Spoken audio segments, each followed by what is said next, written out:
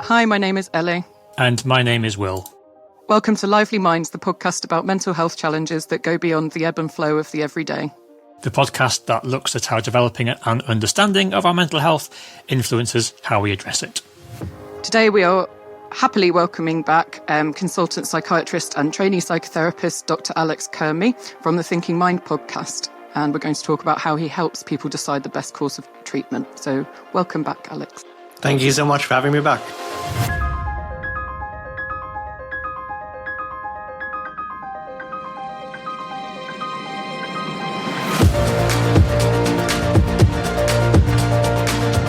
You have quite a few strands to your practice, so could you give us a sort of a sense of the range of circumstances that you find yourself in deciding plans for treatment with clients?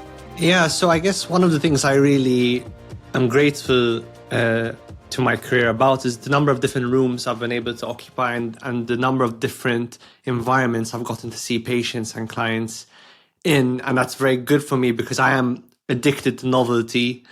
I feel like I need new kinds of problems to solve quite a lot. It's part of my personality. And because of my training, I'm a medical doctor, so I've seen people in physical health hospitals a lot. I trained as a psychiatrist, so I've worked in inpatient wards, specialist clinics. I worked in a forensic unit for people with so-called dangerous and severe personality disorder.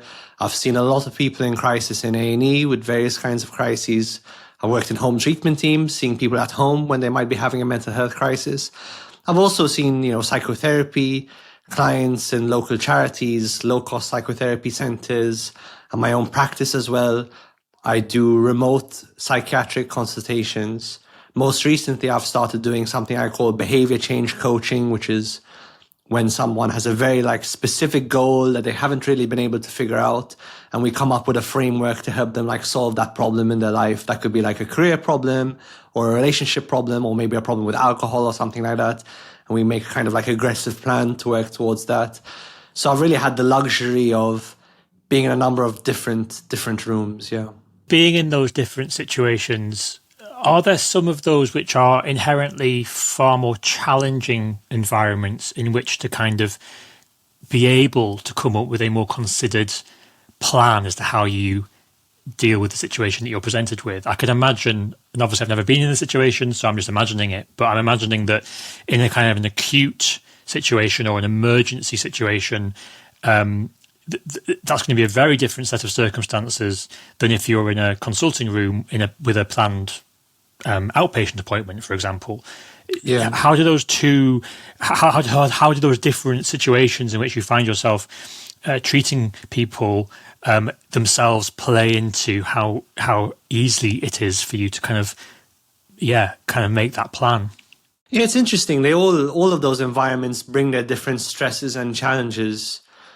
And I think it's fair to say, when you're seeing people in crisis, in hospital, in A&E, when there's a threat to life, that's often the most stressful. I think that's understandable. But when I reflect on my psychiatric training, I think when I would see people in crises and my friends who are also training would see them, I think we probably found it a bit overwhelming because perhaps we were a little bit idealistic and we had this sense of we have to fix all of this person's problems.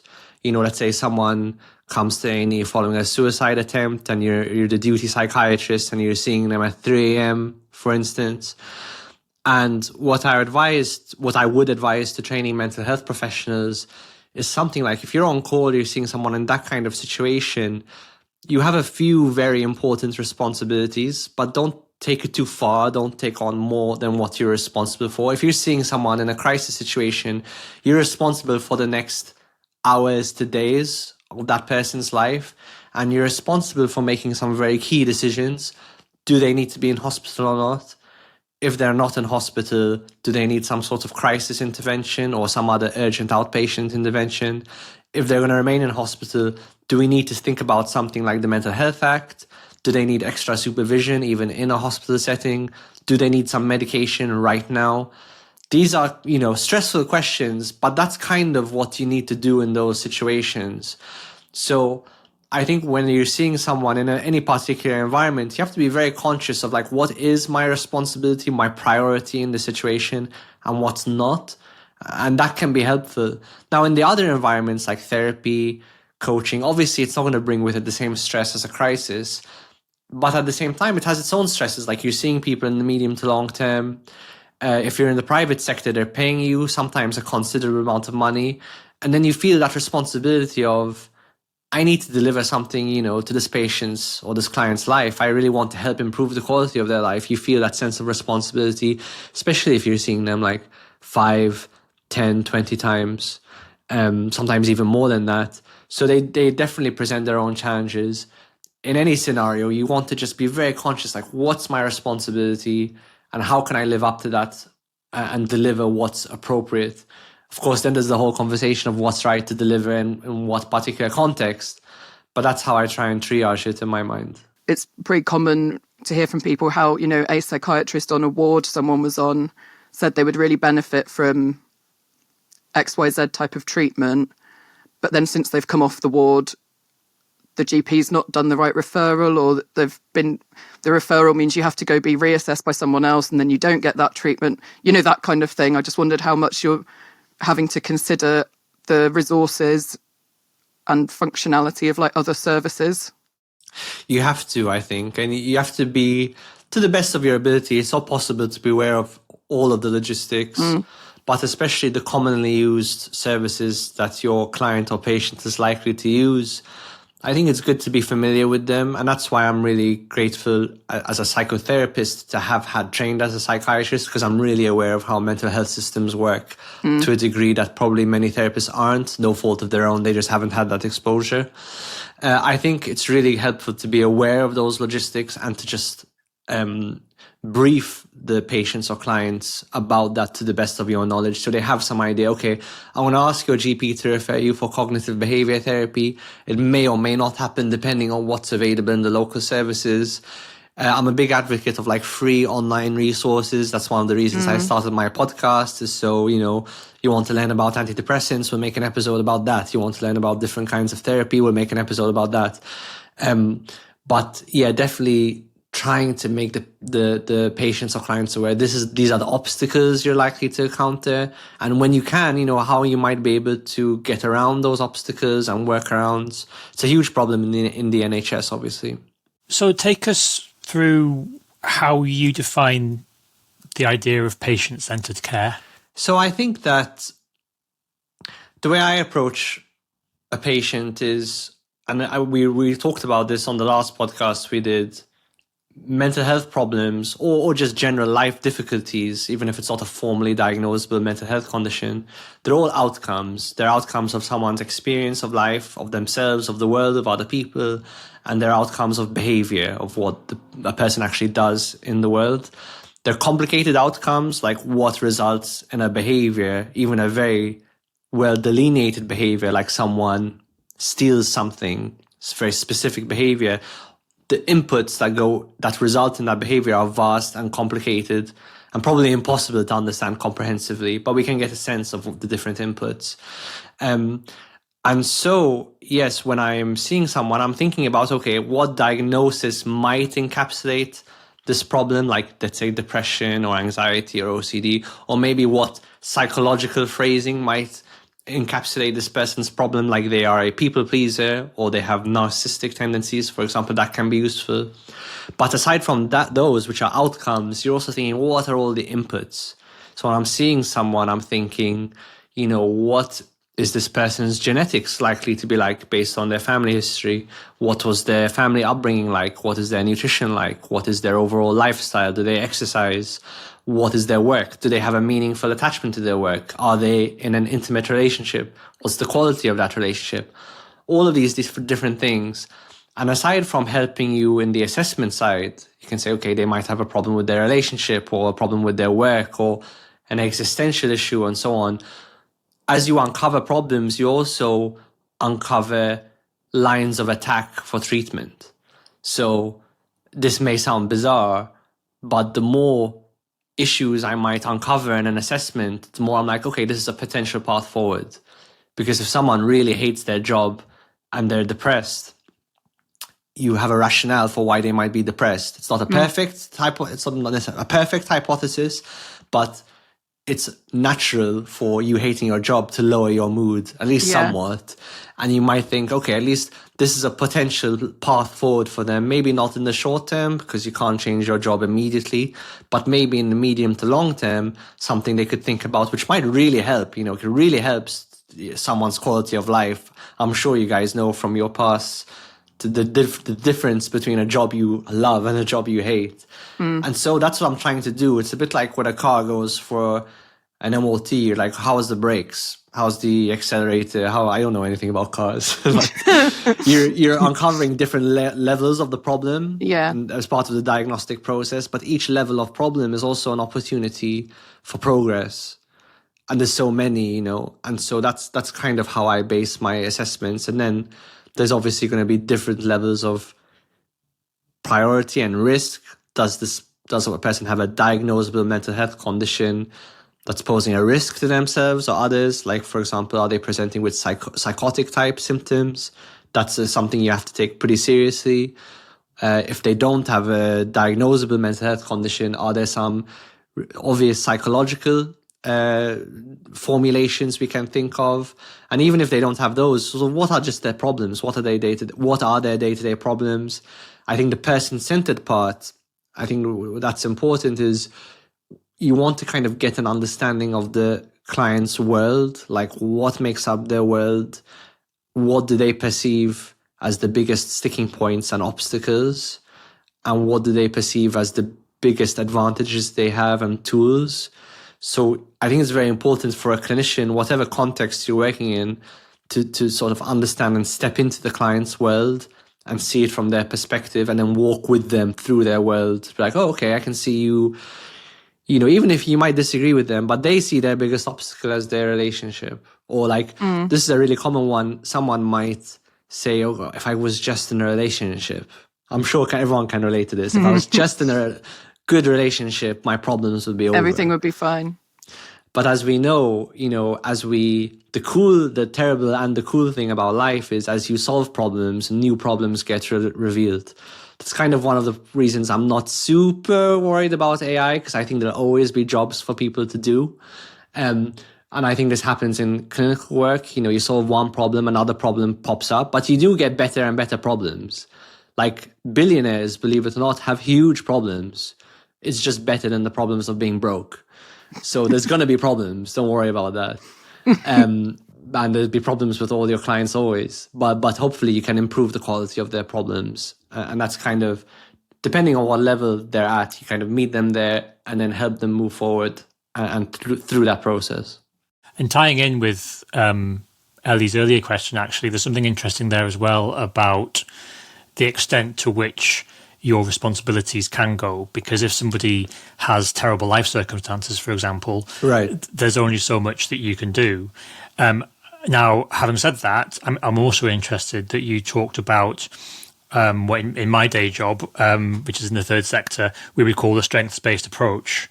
So that is that idea of actually helping somebody to identify, well, what do people have control of in their lives, and what can be done, even though it's not going to necessarily solve everything. It's like what can be done with the power that people do have about their own lives in order to be able to improve their circumstances. Absolutely, and I think we can be overly pessimistic about the times we live in. And I don't want to underplay all the huge problems that exist in the modern world. I really, really don't. But I don't think there's enough conversation about actually what are the advantages. We might focus on how difficult it is to buy a house right now for people, for new first-time buyers, say. Huge problem. But we never talk about the fact that we now have all the entirety of human knowledge at our fingertips for no cost, as compared to people in the 1980s. And to pretend that's not an advantage is patently insane. And so I think it's very easy to fall into the trap of cynicism.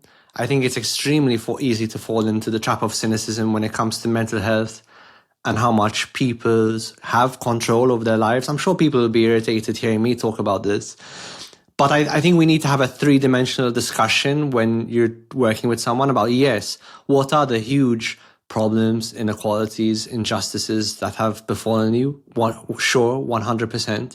But you're a human being. Human beings are strong, resilient, where Nassim Taleb, who I believe is an economist, coined the really cool phrase anti-fragile. So if you think of a vase is fragile. If it encounters force, it breaks. Human beings are anti-fragile to a large degree, meaning we encounter stress, we can become stronger. If you go to the gym and you lift weights, what lifting weights is doing is literally, not figuratively, literally tearing your muscle fibers. And when the more your muscle fibers are torn to a point, the stronger they go back. And I believe you can make the same arguments for a lot of mental processes. The more we face anxiety, the more courageous we become, as long as we don't overwhelm ourselves. And unfortunately, that is the situation that a lot of people are in. They are overwhelmed. But if we don't overwhelm ourselves, we can get stronger and stronger. And that's the really cool thing about human beings. And that's the thing that's, in my view, can be underemphasized. I have to say, like, from experience, being praised for your resilience, which you and your doctor or psychiatrist both know you only have because you've just had a uncommon amount of capital T traumas thrown at you, always feels quite weird, because yes, you have a lot of resilience and it's good that that's reflected, but it often feels like, as the patient, that the subtext of the professional saying that is, so you're going to be fine. Like that's it. And it's like, no, I'm in this particular appointment or whatever it is because I'm asking for help, because I think the next lot of trauma that gets thrown at me might be a bit too much. Yeah, I hear that. And I would want to elaborate that the kind of stress, I mean, that makes us, that I'm talking about is not the capital T trauma. I mean, it's the stress, particularly that we face voluntarily, that we sort of get out of our comfort zone. And I think you're right that when people sort of praise people in a kind of patronizing way for their resilience, it can be kind of seen as a endorsement almost of the trauma or an approval. It's made you who you are. It's like, what? I'd rather not have gone through it. Yeah, absolutely. And that's not really what I mean with my point. My point was more that it's important not to underestimate how adaptable we are, because I do think our potential and our capabilities are limited by language. And if we kind of circumscribe ourselves, with language, it's very easy for us to feel like, we're done. We've reached our potential. We've reached our ceiling of what we're able to do in this life. And that's kind of what I'm concerned about. Of course, absolutely not giving any approval for like the big three trauma, especially if it's at the hands of people who should have known better. But yeah. Off air, we were talking a little bit about the biopsychosocial model. And in our last conversation that we did with you, of course, the focus was on the effectiveness specifically of SSRIs, the most common form of antidepressants. And you were talking about how there are sort of two wings of this debate. There's one wing that is very much in the viewpoint that mental health conditions are caused almost exclusively by things like trauma or life circumstances. There's people on the other side of the debate who think that it's very much a sort of a biomedical basis that we have for a lot of mental health conditions. How do you sort of navigate those two poles, if you like, of opinion when you're approaching the best course of treatment with a patient or client?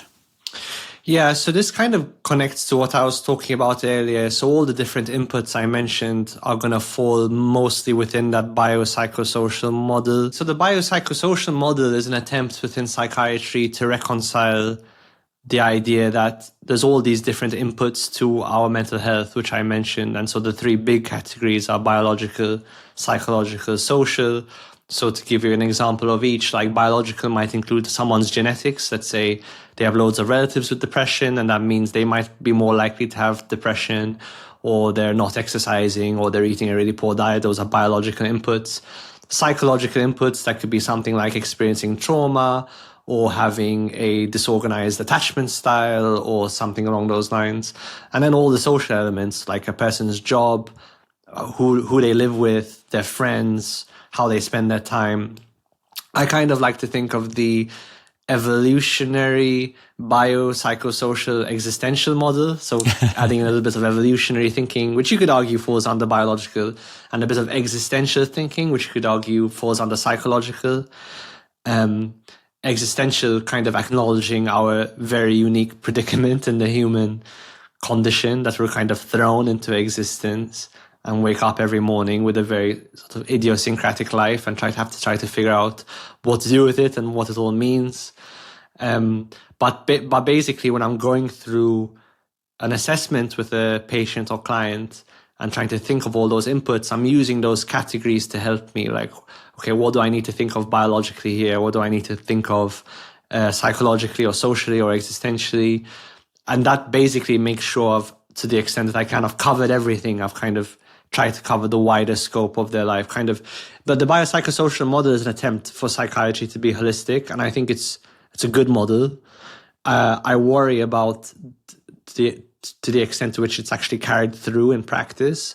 I don't think it's like not carried through at all. I'm not really cynical about it. And I've worked in NHS hospitals and clinics. I don't think it's like we just play lip service to it. We do help people psychologically and socially in those environments, not just biologically. But I think it could be better. And yeah, I'm happy to go into that later if you want. But I do think it could be improved. We had Mark on as a guest who's written this book about happiness, and we talked quite a lot about nihilism and existentialism, and I was just giggling a lot because I just find nihilism quite funny. Maybe that's a nihilist. So do I think maybe it's a nihilist response to nihilism. But you and Mark were having a right old laugh. Because it is kind of hilarious. But I just wondered, how do you put together a plan that would be focused on sort of supporting someone whose main issue at the moment is a kind of existential one? If someone's having an existential problem, to me, what that means is they're having trouble making sense of their place in the world and what the meaning of their life is and what ultimately their life is for and what the so-called point of it all is. I think nihilism is a separate problem within existentialism, because nihilism is like, oh, I've had the existential problem. And I've come to the conclusion, yeah. Come to the conclusion, there is no point. Yeah. I'll talk about existentialism first. I think that not everyone actually is that vulnerable to having an existential problem. I think it takes a certain kind of personality, perhaps the kind of personality that's very questioning, that's very unlikely to easily fall under the sway of the common belief systems that really help most people with their existential problems. So throughout most of human history, for most civilizations, religion is a very helpful framework to help us deal with existential problems, because it tackles what human life is about, what we should care about, what we should aim towards, and ultimately what the meaning and purpose of life is. And not everyone is easily falls under the sway of that. And I don't think religion is a bad thing, so I don't mean falling under the sway in a bad sense. Some people are just more prone to thinking about things for themselves, and they want their own individual outlook. They're very skeptical and questioning. I think it's an increasing problem in modern society, where religion has fallen by the wayside and nothing good enough really has replaced it. I think one of the things that replaces really religion is like capitalism and consumerism. And I'm not an anti-capitalist. I just think capitalism works well as an economic model, but it doesn't work well as a meaning existential model. And so a lot of people are finding themselves lost. And I think the really cool optimistic side of existentialism is you kind of get to decide what your own meaning is, and you get to discover your values. And whether or not you know it, you have values. There are things that you perceive to be good at a very deep bodily level, like we grok it at some level, that some things are of fascination and meaning. It might be a movie that you've always loved. It might be the art piece that you fall in love with. It might be for some people their relationship or their family. There's, for everyone, I think, something that they feel deep intrinsic meaning and fascination with. And I think if someone's dealing with an existential problem, often they've swam in waters for their lives which are too psychologically shallow for them, and you have to help them discover those deeper waters for themselves. What do I care about? And then using that sense of what they care about, their values, to actually practically inform their lives. Like, oh, I actually love flowers. I don't know why. I love being around flowers. I love trimming flowers, I love arranging flowers, and I, end up opening a flower shop, something as simple as that. I love helping people. I actually want to become a therapist or a counselor because I actually love just talking to people one-on-one. I hate the fact that in the culture, we just have these really fragmented, short conversations, and I just want to sit down, have no small talk, and talk unendingly about someone's problems for an hour, uninterrupted, and maybe therapy is the right so your approach is quite existential as well, and it sounds more social as a kind of treatment plan for that person. It's for the person having the existential quandary, absolutely. You need to help them figure out for themselves what for them makes life meaningful, which is different for everyone. I think that's going to form some part of the treatment plan for everyone. But some people, even if they are having a mental health difficulty, they have it kind of locked in. They kind of know what their life is about for them. And that's not necessarily the issue. But for some people, it might be the issue, and helping them to find that out and then to have the courage to translate that practically into their lives. And in terms of nihilists, I guess I just don't philosophically agree with nihilism because, as I said, I think life is inherently meaningful. It might be full of pain. I think nihilism is normally a response to pain. Yeah. Very real pain, very understandable and a lack of pain. answers, I think. And a lack of answers, and a lack of ease to get those answers. Or maybe they know the answers, but we don't know ease. them. Yeah. Well, either they don't know them, or they kind of know them. Like, with nihilists, often it's like a tortured creative person who's like, I've always wanted to create, but maybe they've never had the courage to actually try and create.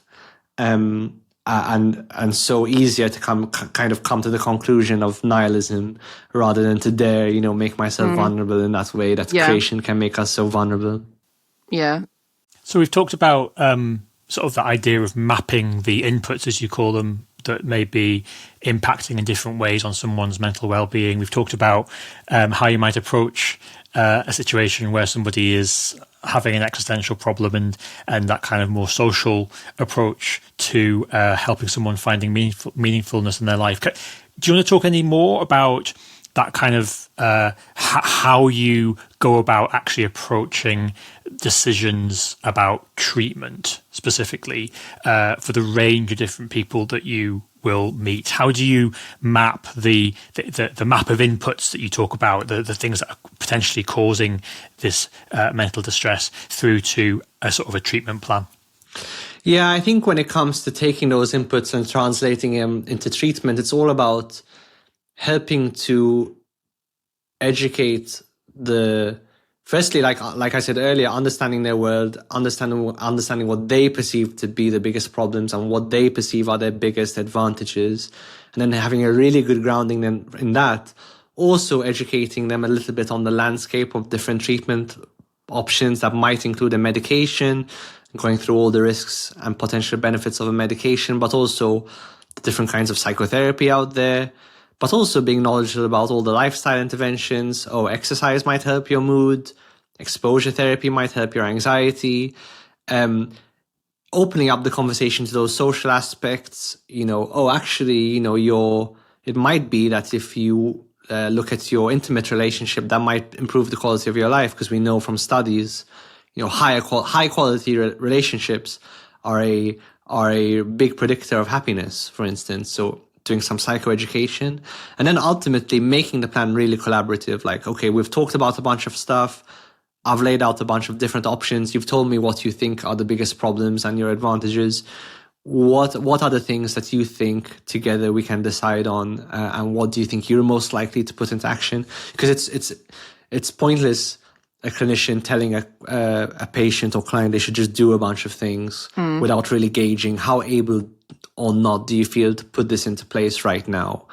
And I'm a big believer in, a small manageable plan that you can put into, a very imperfect plan that you can put into place and then consistently implement. And then you can change your plan over 3 months, 6 months, a year, 2 years, 5 years, but you're always working on it versus trying to come up with a perfect plan.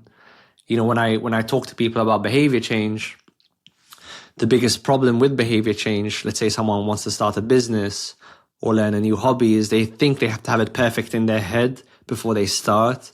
But really, one of the secrets to behavior change is just to start, come up with an imperfect plan and start. Like, okay, I need to lose weight. I think I should go on a diet. Okay, what's my diet plan? My diet plan for the first 2 weeks is to not have junk food in the house and to eat 3 meals a day. And mate, that's a very imperfect diet plan. It's so much better than not having a diet plan. It's like insanely better than not having a diet plan.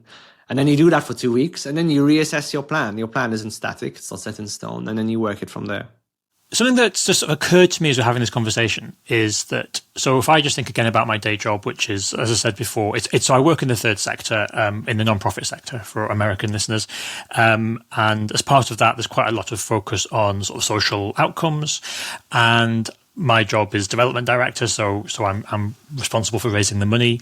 And something that I find really interesting is the increasing debate that's happening in the UK third sector at the moment about what is being kind of called the attribution model versus the contribution model.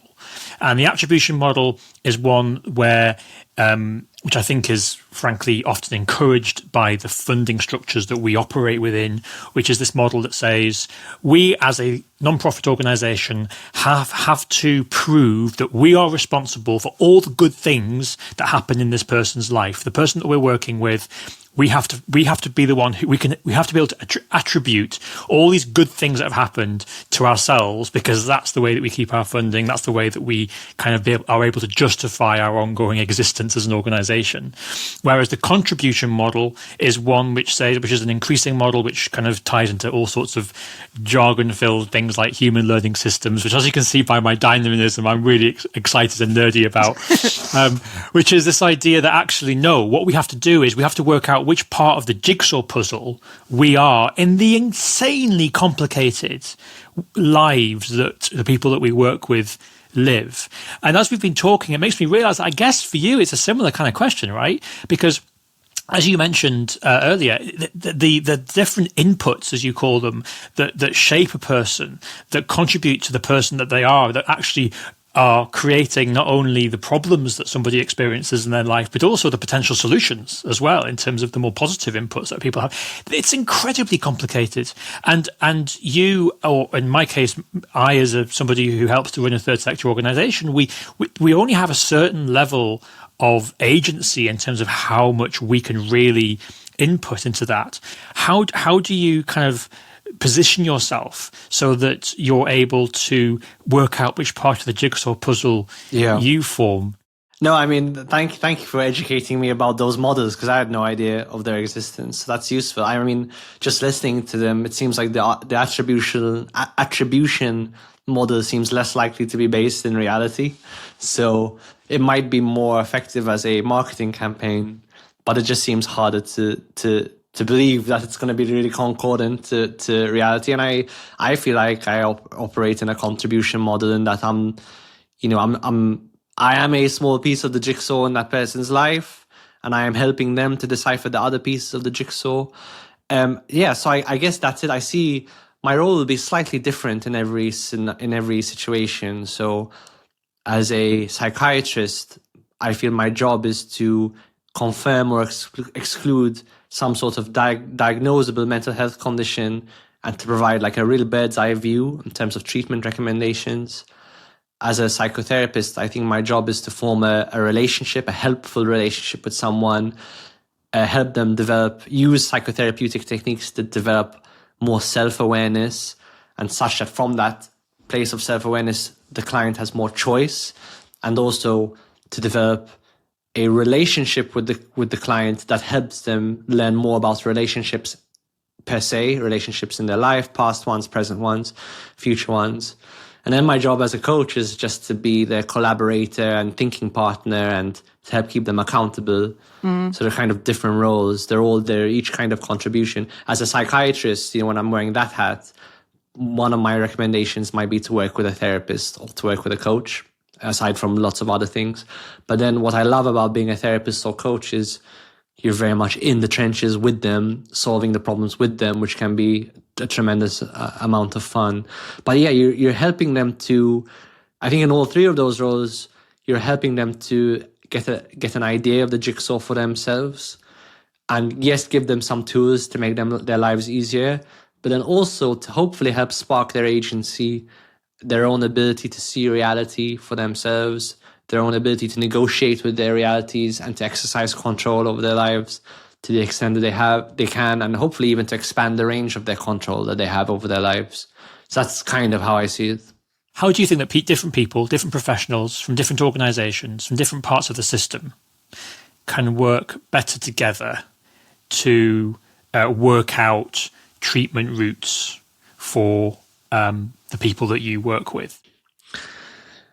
I think my basic answer to that question, and I don't know, how to integrate different services and professionals, definitely is pretty far from my area of expertise. But my intuition is there's a lot of tribalism even just within mental health. People outside of mental health might just think of mental health professionals as one huge amorphous blob. But there's a tremendous amount of tribalism between, for example, psychiatrists and psychologists. Psychiatrists see psychologists as airy-fairy and not grounded enough in science, and psychologists see psychiatrists as pill pushers, and A&E doctors see psychiatrists as airy-fairy and not grounded enough in science. So it's kind of crazy, even within different schools of psychotherapy. Psychoanalysts perceive cognitive behavior therapists to be not deep enough. Cognitive behavior therapists perceive psychoanalysts to be too archaic and outdated. I kind of think it's the responsibility of every mental health professional to get an idea of an overview of the landscape of why we have medical treatments for mental health problems, why we have psychological treatments, why we have social interventions. Every professional should be grounded, I think, in a form of the biopsychosocial approach. I think tribalism, because it's such a natural human tendency, should be actively thought about as a problem known to happen, and we should create a culture of anti-tribalism, perhaps, of really giving people the benefit of the doubt. And I think on a practical level, I think services should be more thoroughly integrated. So one of the things I learned talking to an Italian consultant psychiatrist named Dr. Roberto Mezzina. So he lives or works in a place called Trieste in Italy, which is known to have famously extremely good mental health care for different reasons. Everyone in their mental health systems are tremendously well psychologically trained. They take a person-centered approach. They have social services are actually integrated with mental health services such that a mental health patient immediately can find a place in society and can find a job, whether it's voluntary or employment, quite easily. It's just it's a better designed system from the ground up, and it just works really well. And it's reflected in the fact that they don't treat, they don't need as much involuntary treatment or sectioning or things like that. And it's a medium-sized city, so it's not like it's a hamlet or something like that. It's a medium-sized city, and I think ideas like that are probably worth replicating. But generally speaking, I think as mental health professionals, we're probably trying to be way more specialist than we should be. I mean, obviously, we need to be specialists to some degree, but I think we should all be a little bit more Swiss Army knife than perhaps we would like to be, because just because we can give someone a particular diagnosis like depression or ADHD or something like that, it doesn't mean we have a really, thorough understanding of their world, which might, if we did, we might realize actually they have all sorts of really common problems that are common to lots of different people. So I don't think it's really appropriate for anyone to be that hyper-specialized anymore, perhaps outside of very specific settings. That's amazing that you interviewed him. I didn't know that, so I'm going to have to go and listen to it, because I done a lot of work with the Hearing Voices Network and stuff. And I read a lot about Trieste. But where do you think is the best place for that change to happen? Because a friend of mine sort of re-qualified and is now a senior mental health nurse recently. We were discussing their course and kind of the content on it, and he was saying how it's so medical without sort of any real reprieve about even just a module on community-based services and, things like that. Where are they training? University. Okay. I just wondered, from the way you were describing the tribalism, I wondered if you thought that, one thing we could do to try and teach against that is at the stage at which people are doing their kind of 7-year psychiatry or medicine thing. So you have modules that get you to really understand the impact that other things outside of your particular area have on people's lives and things. Because some of the physical health consultants that I've had from my own stuff who have been quite difficult, the extent to which they just didn't know about like other stuff, I found as a patient like quite alarming and odd. Yeah, I mean, I think medical school is a good place to start. You know, psychology training programs, social work training programs, all of those places. And when it comes to healthcare, it's the GP, because the GP is it's the front line, and it's where most patients with a mental health difficulty are seen. And then number 2 would be community mental health teams, because that's the second most. And then inpatient services, and then tertiary inpatient services. That's how I'd prioritize it. And I think, all of those places encouraging an active disavowal of tribalism, an active encouragement of holism, I think is really important. Wow. Thank you so much, Alex. Thank you so much. Thank you very much for having me on, and I appreciated your questions. They're very thoughtful. And thank you everyone for listening. As always, you can find us on social media at Lively Minds Pod. Make sure that you subscribe to Lively Minds wherever you get your podcasts, and tune in again next month for another episode. Please note that this show does not constitute medical advice and is not a replacement for seeking professional help. You can find signposting and support on our website, livelymindspod.com. Please check out the Thinking Mind podcast that is presented by Dr Alex Curmi. Take care and bye for now.